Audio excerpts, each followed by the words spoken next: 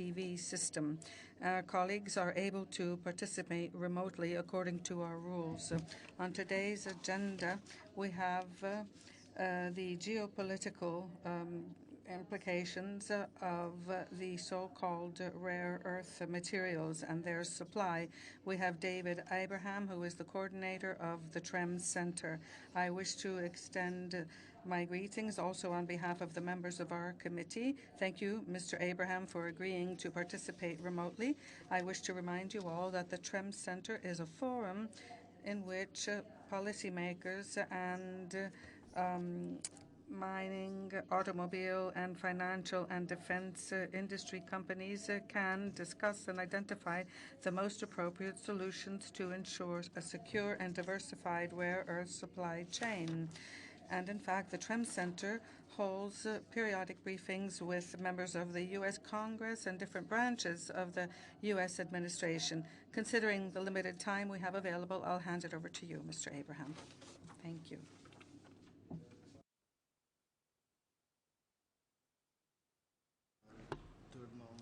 Dear Dr. Abraham, you can turn your mic on since we cannot. Sure. Thank you very much. My apologies. Thank you for the invitation to speak here today on critical material supply lines. Over the past 15 years, I have been in, out, and around the critical material space. I wrote The Elements of Power, which is the first book to analyze critical material supply lines. I've worked in a commodities trading firm, in governments in Japan and the U.S., focused on mining and metals, as well as provided testimony to the U.S. Senate and House. I understand the first part of this investigation is the evaluation of the current scenario and the impact current trends on international relations in the medium and long term. Today, I will define critical materials, outline the challenges to ensuring supply, focusing on investment and geopolitical risk, and finally offer some policy options. What are critical materials? The word critical highlights specificity and vital importance. Materials refer to anything produced from mined materials. I use the word material rather than minerals, since the materials are inputs to products, while minerals are solely the mined product. And the focus on minerals detracts from the real challenge for government policy, which should be to help ensure that our supply lines produce the sufficient quantities of the right material in the right grade that gets to the right manufacturer at the right time and cost, both environmental and economic. To develop policy to ensure resource supplies, it's vital to have a definition of these critical materials. And for me, a critical material generally has the following characteristics. They're produced in small quantities, often in the hundreds of thousands of tons annually. They're traded away from exchanges, often by contract or in very narrow markets. They're used in very specific applications, often in limited quantities. The production is often in limited locations. In some cases, one country or even one mine dominates the productions. They undergo a high degree of processing, where mining is often the easiest step in the production flow. And the materials flow through very opaque supply lines, facing a high degree of choke points. And their material properties are very difficult to substitute without losing functionality in end use. To paraphrase an old slogan of Germany's BASF, the chemical corporation, critical materials do not make the products that we use, they make them lighter, more powerful, and smaller. Materials such as nickel and copper, while increasingly important to the distribution of power and to a green society, do not fall as critical materials to me in the above definition, because their supply chains are well known and therefore have different policy responses to secure supply. Government concern must understand we face critical materials shortfalls over the next decade that will otherwise limit the adoption of green technology, create defense and intelligence vulnerabilities, and undermine our industries due to especially to non-geological factors, the slow development of supply chains, and the resource policies of other countries. Therefore, government policies should be established to ensure robust supply lines. This, importantly, does not mean we need to produce every material domestically, but governments must help ensure that access to supplies globally and to produce minerals at home if economic. To meet our economic and national security needs, it's critical to examine the flow of these resources, understand where they are produced, and how they get to the companies that need them. We must recognize now that our supply lines of the future are built on tenuous foundations, especially for the most critical green technologies.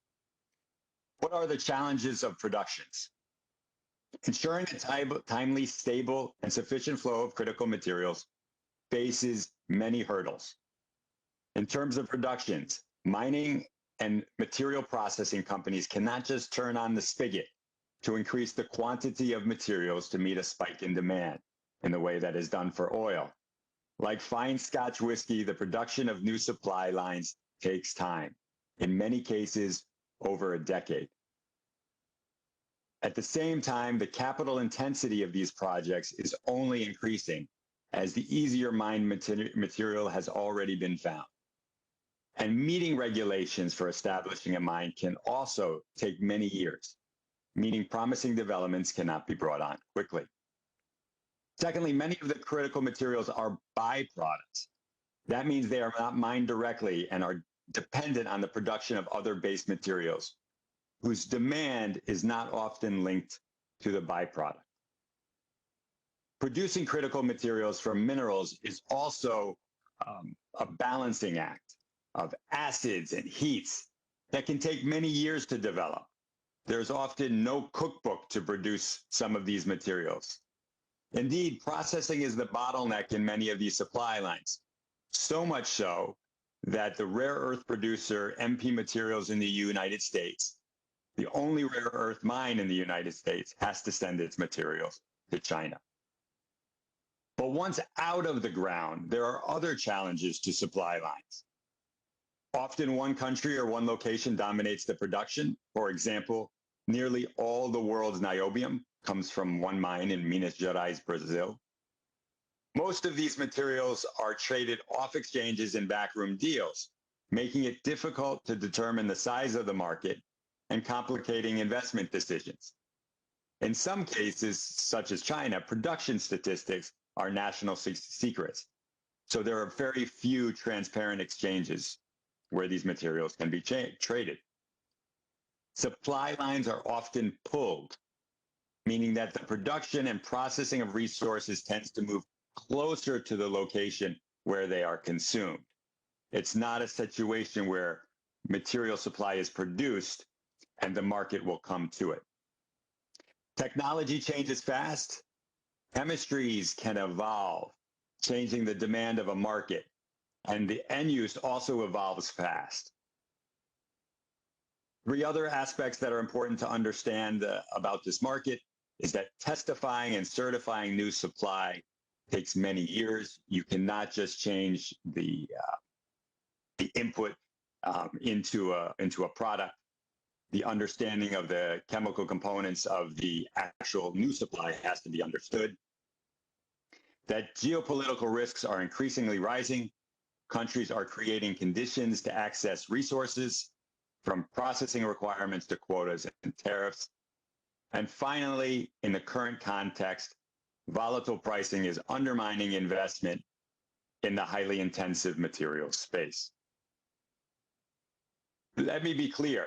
We are now in a war over a periodic table, where countries have dominated the production of key materials to gain manufacturing and economic superiority, notably China. China has stood out and achieved the dominance in processing and production of critical materials through strategic planning, economic, geological good fortune, and historically lenient environmental standards. This concentration of supply is not something that is changing over the medium term. As the International Energy Agency notes, the geological concentration of mining operations is set to remain high or even rise, indicating a significant concentration risk in the largest metal producing markets. Part of that is because China's success in managing its resources has seen other countries follow suit. Indonesia, Vietnam, Namibia are all countries that are using industrial policy and trade policy tools to extract investment into its country. So to ensure resource supply, we must address these evolving challenges, realizing that we cannot completely overhaul supply chains or exclude key partners from discussions. Indeed, the global interdependence of countries provide a level of security that should not be overlooked.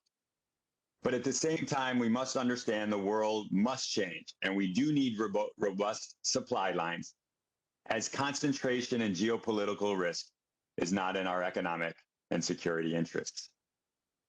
At the same time, the growing unease about relying on China for production and refining is creating unintended consequences as governments push to develop their own domestic supply lines.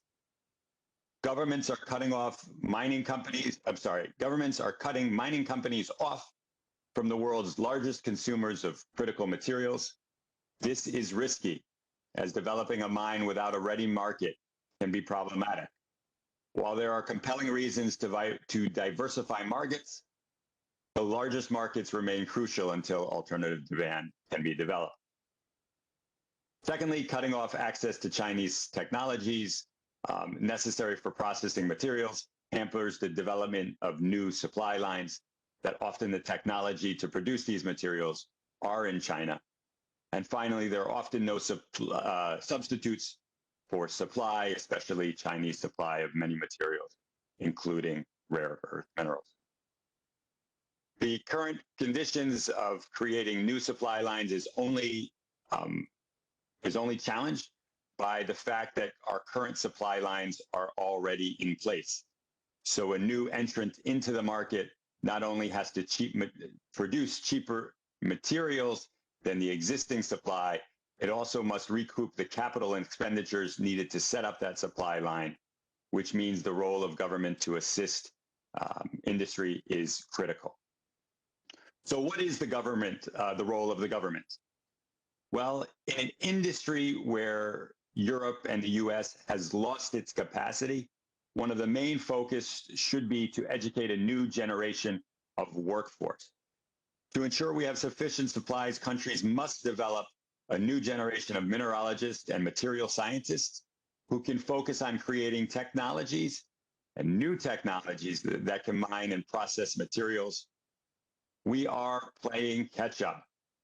In August 2013, I was one of over 500 Chinese scientists and policymakers at the second China Rare Earth Summit in China's southern Jiangxi province. At the same time, the US rare earth industry employed 500 people, down from 25,000 in the 1970s.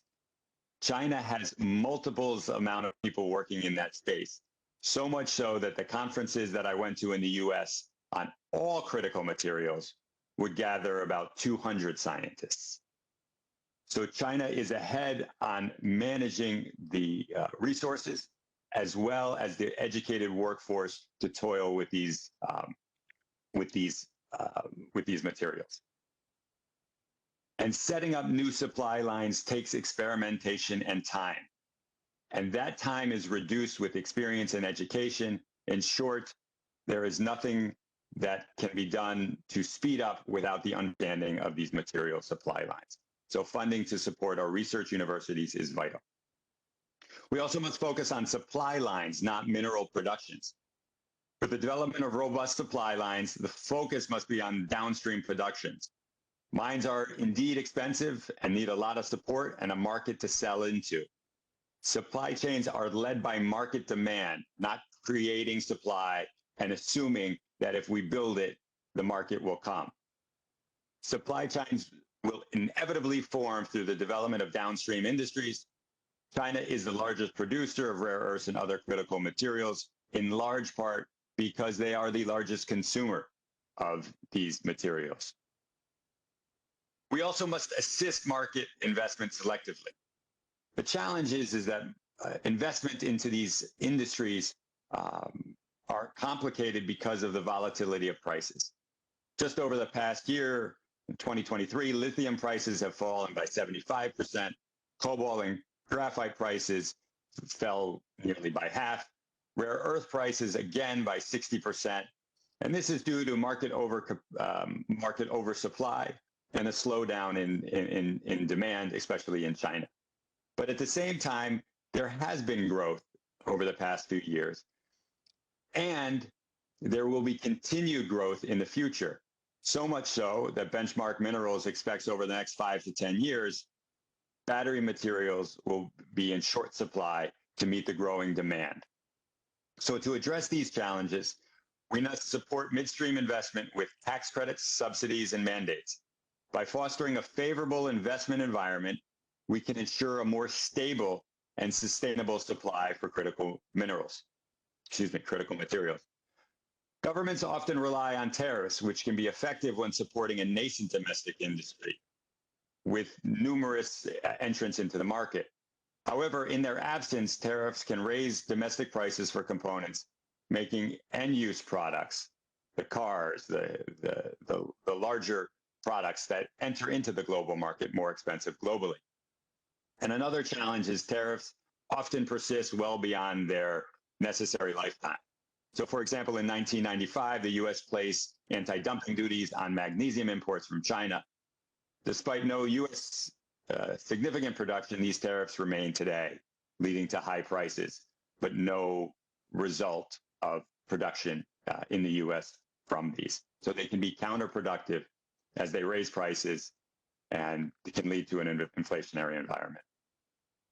The government has a good role to increase public-private and private-to-private partnerships by creating robust linkages in the supply chain through the creating of industry forums, facilitating forums where industry partnerships can develop, provide funding, allocate funding to support new supply chain initiatives, and organizing the events, hosting events and investment summits to bring together key stakeholders. The government should also consider how to streamline the permitting process for mining and the processing materials. Indeed, the processing of minerals and the mining for them are environmentally taxing, but they are necessary for a green society. So we must develop policies that maintain stringent environmental standards, but allow for the more rapid development of resources in areas where mining can occur. Slow and unclear permitting procedures reduce the time materials can be developed and get to market.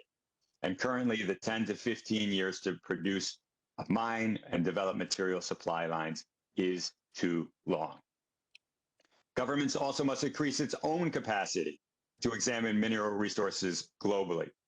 Expertise must be built within the government so that it can develop the policies tailored to a strategy of creating robust supply lines to ensure competitiveness in a greening economy.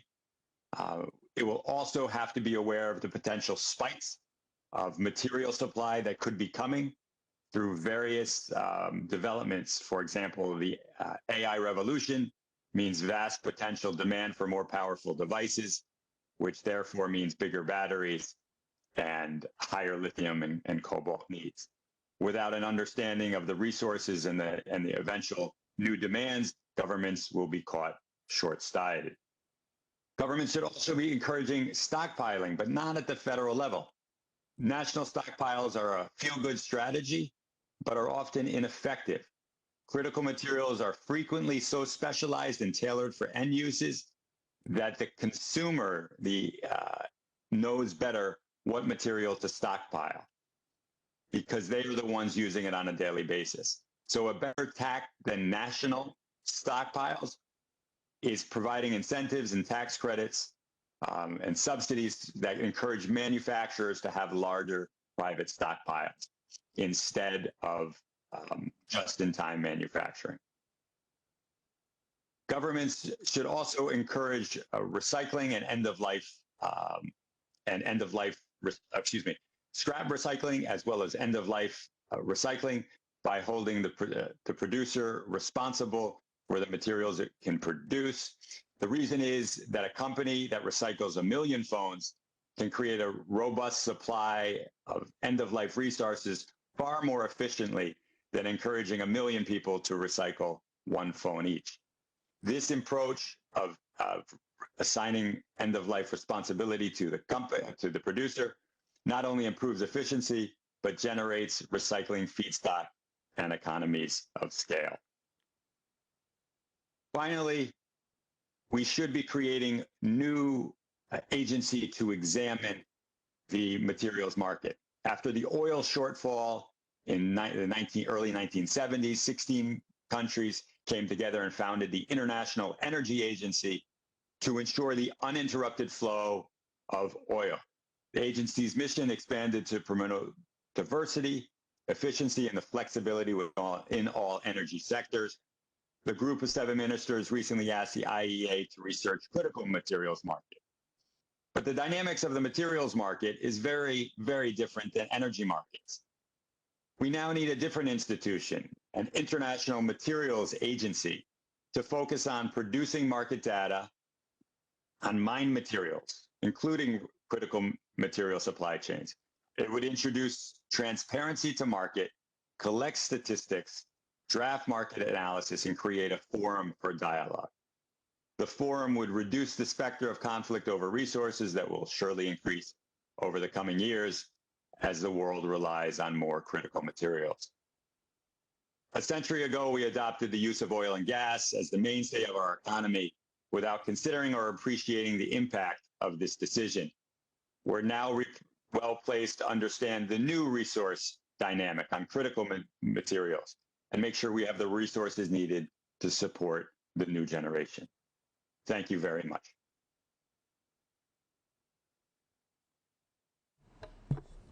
Grazie. Thank you very much, Mr. Abraham. I'd now like to ask our colleagues if there are any questions or remarks. Otherwise, I would start by thanking you once again for joining us for our meeting today. You mentioned a number of different aspects during your presentation. I'd like to ask you, how do you assess the current scenario based on imposing mutual tariffs that can lead to a sort of trade war? And I'm referring to the tariffs and excises on Chinese electric cars, which apparently Europe will be imposing on China by stating that they want to create a level playing field. What do you think this decision can lead to? Do you think that this is a good decision, or isn't it? And what kind of effect can it have in terms of the supply lines? This decision may lead to a shift in supply and demand in the 2 continents, which will be separating on this market to a certain extent. What kind of positive and negative effects can this have in terms of supply chains? Also, given the volatile prices, which may lead to discouraging investments, as you were mentioning earlier.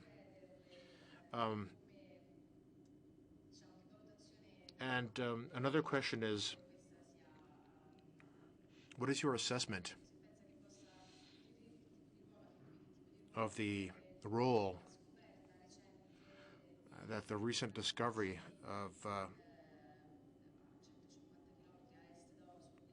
of major rare earth fields 150 kilometers from Oslo in Norway? That includes a number of very important raw materials. Rare Earths Norway stated that these new areas could cover up to 10% of the demand for rare earth. These deposits could cover up to 10% of rare earth demands. What is your assessment of that? Now, Norway isn't part of the EU, but since it is a part of the European economic space, Norway is an especially reliable partner for us. Do you think their assessments are reliable? Are they reasonable? What kind of impact could this have on supply chains? And I have a final question on recycling, which is another aspect that we are trying to better understand through this fact-finding hearing.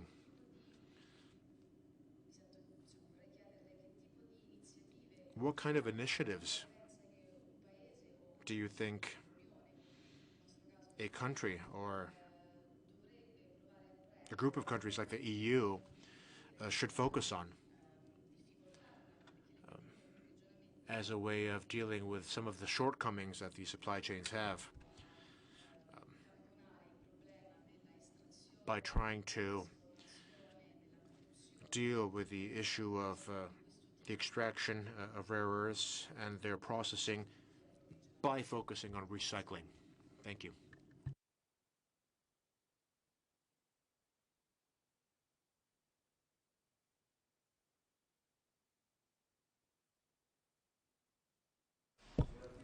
Yeah, excuse me.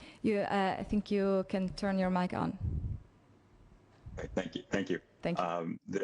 The tariffs that we are experiencing globally in EV markets will definitely have an impact. Using tariffs is like using a fork for acupuncture. You will be able to be effective, but you will have some unintended consequences for sure. So the tariffs will do a couple things in terms of looking at a green economy. China produces a number of vehicles, electric vehicles, that are low cost, and where the West, the US and Europe do not produce those materials. So putting do not produce those types of vehicles yet. So putting a tariff on there will create the space for Europe and the US to produce these types of vehicles. But at the same time, it does limit the adoption of environmentally friendly products within Europe and the US. It does give the space for companies to charge more. The challenge is do they have access to the resources and the abilities to produce and have the space needed to eventually compete against the Chinese manufacturing drone production. So it creates space. The challenges with tariffs is they do often stay on way longer than they are intended, and they do reduce costs. The question is without support, will they be a viable way to help create a new market within the EU? I prefer to tax things that we don't want to see and subsidize things that we do want to see. But that's not the world that we necessarily live in. And tariffs are an easier policy for countries to employ. And we would expect that China would respond as they do, raising tariffs on, for example, luxury vehicles or other products coming into China.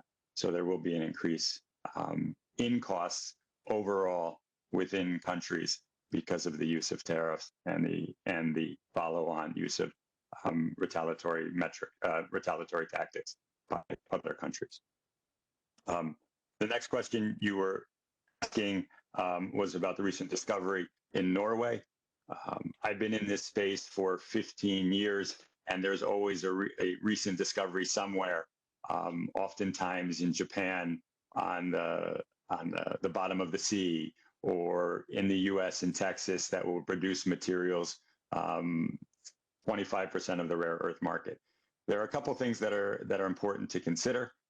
One is that the fact that the resources are in the ground does not mean that they will get out. And when they do get out, the question is rare earths are 16 different minerals, 16 different elements. So what is the element that is most common within that? Most of the time, the materials that are most in demand are not the ones that a particular mine has in most of abundance. The second thing is, going back to what I mentioned about the US mine, is that the US actually has a strong mine, but it has to send the product to China. So if we're able to produce in Norway, with the way the current market is, we would have to send that material to China. So I'm hesitant to make a comment on a particular mine in terms of its feasibility. But at this current stage, it would take 5, 10, probably 15 years to develop that whole entire supply chain within Norway. I think the ironic fact is that the Scandinavian countries is where rare earths were first really discovered. In some sense, it's not a surprise that they do have some materials there. And finally, the last question was on recycling. Italy is taken some strides to move forward in recycling. I think when you look at the critical materials, there are two aspects to really look at. One is the recycling of scrap in manufacturing and the recycling of end of life.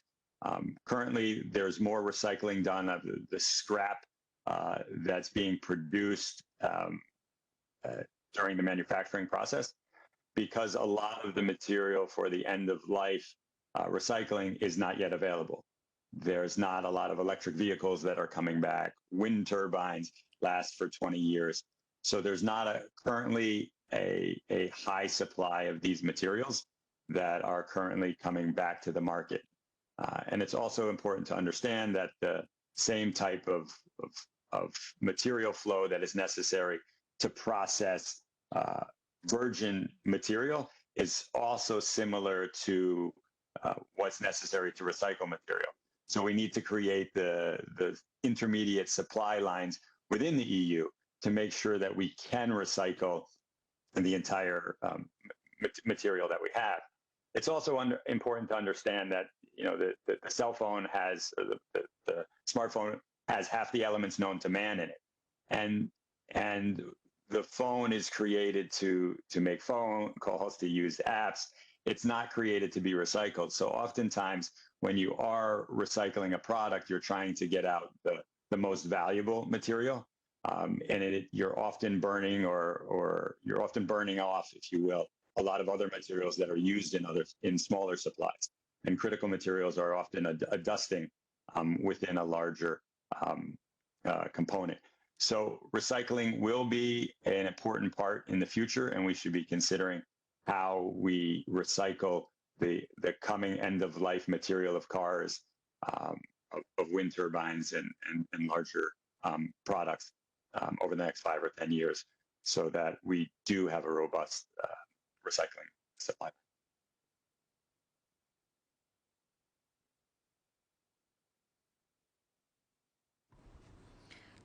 Grazie mille, Dottor Abram. Thank you very much, Mr. Abraham. I'm checking to see if we have any further questions. I don't see any hands going up. I wish to thank you on behalf of the members of our committee, and this hearing is now over. Thank you again, Mr. Abrahams.